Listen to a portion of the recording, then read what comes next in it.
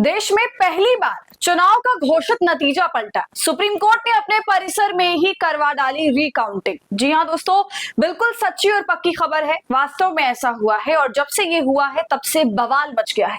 Recounting के बाद वो कैंडिडेट जीत गया जिससे पहले हारा हुआ घोषित कर दिया गया था। खबर बहुत चौंकाने वाली है जिसका विश्लेषण आज मैं आपके साथ इस वीडियो में करूंगी, तो आप अंत तक बने रहिएगा और वोटिंग मशीन का सारा खेल कैसे होता है ये भी समझिएगा। नमस्कार, आदाब, आप देख रहे हैं खबर अड्डा और मैं हूं आपके साथ सुम्बुली राम। दोस्तों, हमारे देश में लगातार जितने चुनाव हो रहे हैं उन सब में मशीन की गड़बड़ी का मुद्दा उठ रहा है। महाराष्ट्र चुनाव के बाद तो समझिए कि ऐसा लगातार हो रहा है, मगर अब जो मामला सामने आया है वो काफी गंभीर है और मशीन से ज्यादा सवाल यहाँ पर पीठासीन अधिकारी पर खड़े हो रहे हैं, क्योंकि वो एक जीते हुए कैंडिडेट को हारा हुआ घोषित कर देते हैं। मगर ये मामला सुप्रीम कोर्ट तक पहुंचता है और एक ऐतिहासिक दिन हम सभी को देखने के लिए मिल जाता है।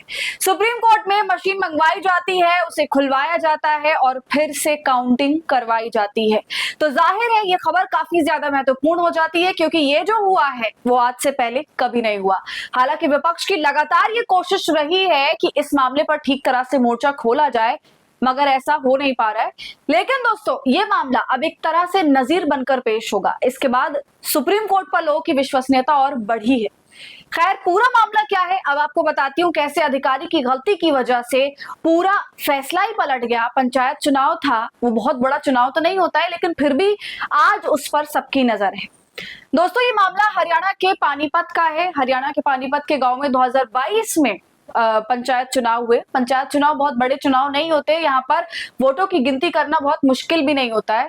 तो वहां मशीन के जरिए वोटों की गिनती की जा रही थी, लेकिन यहाँ पर एक बहुत बड़ी गड़बड़ कर दी। किसने? पीठासीन अधिकारी ने। खबरों के अनुसार पीठासीन अधिकारी की गलती की वजह से जो कैंडिडेट हारा था उसको जीता हुआ घोषित कर दिया गया और जो जीता था उसको हारा हुआ घोषित कर दिया गया। और हैरानी इस बात की है कि दो लोगों को जीत का सर्टिफिकेट थमा दिया गया। जी हाँ, 2 नवंबर 2022 को हरियाणा के बुवाना लाखू गांव में ग्राम पंचायत चुनाव हुआ। एक पीठासीन अधिकारी की गलती से कुछ घंटे के लिए बुवाना लाखू गांव में 2 सरपंच बना दिए गए। वो कैसे? पहले कुलदीप नाम के एक उम्मीदवार को सरपंच बनाने का प्रमाण पत्र घोषित कर दिया गया, जीत का सर्टिफिकेट दे दिया गया, गिनती पूरी हो गई और दोस्तों कुलदीप नाम के उम्मीदवार को जीता हुआ घोषित कर भी दिया गया, बाकायदा उसको सर्टिफिकेट दे दिया गया। लेकिन उसके बाद हुआ झोल। रिकाउंटिंग की डिमांड हो गई। जो दूसरे कैंडिडेट थे मोहित मलिक, उन्होंने डिमांड करी कि अभी काउंटिंग की जाए। दोबारा मतगणना में मोहित मलिक को सरपंच घोषित कर दिया गया। तो ये सारा मामला हुआ और यहाँ पर बड़ी गड़बड़ी जिसने करी वो था पीठासीन अधिकारी, जिसने वोटों की अदला बदली कर दी, इधर से उधर कर दिया और जो जीत रहा था उसे हरा दिया, जो हार रहा था उसे जिता दिया। दोस्तों, ये सारा मामला पहले जीते हुए कैंडिडेट की वजह से सामने आया, जिनका नाम कुलदीप है। जब कुलदीप और मोहित दोनों को ही जीत का सर्टिफिकेट मिल गया और गांव में 2 विजेता घोषित हो गए, तो ये चीज कुलदीप को रास नहीं आई और वो हाई कोर्ट चले गए। मोहित की जीत पर स्टे लगवा लिया। मामला फिर यहीं पर खत्म नहीं होता है। अपनी जीत को हाथ से जाता हुआ देख मोहित सीधा सुप्रीम कोर्ट चले जाते हैं। वहां पर उन्होंने इस चुनाव को ही चैलेंज कर दिया। फिर जब सुनवाई हुई तब ये तय पाया गया कि दोबारा काउंटिंग होगी जजों के सामने, जिसमें कुलदीप को 1000 और मोहित को 1051 वोट मिले। फिर 11 अगस्त को सुप्रीम कोर्ट के न्यायमूर्ति सूर्यकांत, दीपांकर दत्ता और एनके सिंह की पीठ ने मोहित को विजय घोषित कर दिया। जिला प्रशासन को 2 दिन में शपथ दिलाने का आदेश भी दिया गया। तो दोस्तों, आप देख सकते हैं कि पीठासीन अधिकारी ने कितनी बड़ी गलती करी जिसकी वजह से ये सब कुछ हुआ।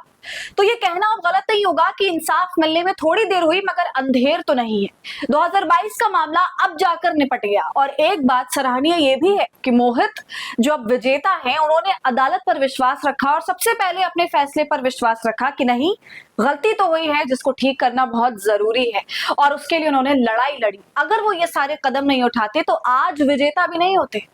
तो अब सवाल चुनाव आयोग पर, उसके अधिकारियों पर सीधा सीधा खड़ा होता है कि इन लोगों को साल भर में केवल एक ही काम दिया जाता है कि आपको ठीक तरह से चुनाव करवाना है और गिनती में गड़बड़ी नहीं करनी है, क्योंकि इसी गिनती पर सब कुछ निर्भर होता है और यही गड़बड़ हो जाएगी तो कितना बड़ा खेल हो सकता है वो आज आपने देख लिया। ये तो शुक्र है कि ये मामला अदालत तक पहुंचा, मगर ऐसे दोस्तों कितने लोग हैं जो अदालत तक पहुंच जाते हैं, हाई कोर्ट, सुप्रीम कोर्ट तक पहुंच जाते हैं, अपनी लड़ाई लड़ते लड़ते बहुत कम है ऐसे लोग, इसलिए चुनाव आयोग पर से लगातार लोगों की विश्वसनीयता कम होती जा रही है। इस मामले को लेकर समस्त विपक्ष ने भी आवाज उठाई, चुनाव आयोग को सवालों के घेरे में खड़ा किया। ये पूरा मामला कहीं ना कहीं अब मिसाल बन गया है, क्योंकि विपक्ष भी इसी लड़ाई में है इस वक्त, और जिस जद्दोजहद के साथ इस मुद्दे को उठाया जा रहा है, हो सकता है कि इसी तरह कोई ऐतिहासिक फैसला अदालत से हम सभी को एक बार और सुनने को मिल जाए। आपकी इस पर क्या राय है दोस्तों, कमेंट कर हमें जरूर बताइए। वीडियो को लाइक और शेयर करें, खबर अड्डा को यूट्यूब पर सब्सक्राइब कर लें।